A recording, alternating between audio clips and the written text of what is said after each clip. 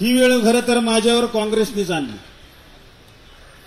आणि या परिस्थितीचा गेले 5-7 वर्षापासूनचा मी सातत्याने विचार करतोय। विखे पाटील साहेब विधिमंडळामध्ये असल्यानंतर मला वारंवार सांगायचे, अरे संग्राम निर्णय घे, निर्णय घे, निर्णय घे। आमचे जयकुमार गोरे सांगायचे, राहुल दादा सांगायचे, अनेक भारतीय जनता पार्टीतले सर्व प्रतिष्ठित पदाधिकारी मला सातत्याने सांगायचे की तुम्ही काहीतरी निर्णय घ्या। मी त्यांना सांगायचो, साहेब मी काही निर्णय घेऊ शकत नाही।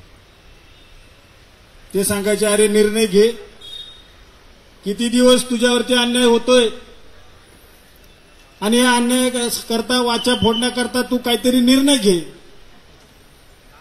परंतु मी एक विचाराला बांधलेला कार्यकर्ता असल्यामुळं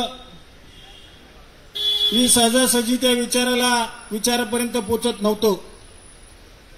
गेल्या झालेल्या विधानसभेच्या निवडणुकीमध्ये असेल,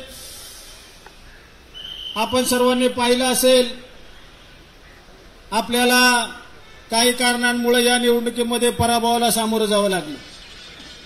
त्या अगोदरची झालेली लोकसभेची निवडणूक असेल, त्या निवडणुकीमध्ये महाविकास आघाडीचा जोमाना आणि अतिशय काटेकोरपणे आणि काळजीने काम आपण सर्व कार्यकर्त्यांनी केलं आणि महाविकास आघाडीचा धर्म पूर्वीच्या काळामध्ये लोकसभेला आपण पाहिला।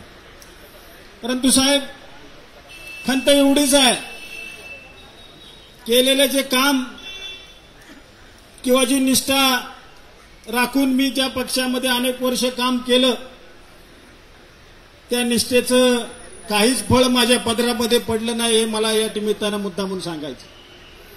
अनेक वर्ष मी संघर्ष केला, माझ्या वडिलांनी संघर्ष केला, मीही संघर्ष केला।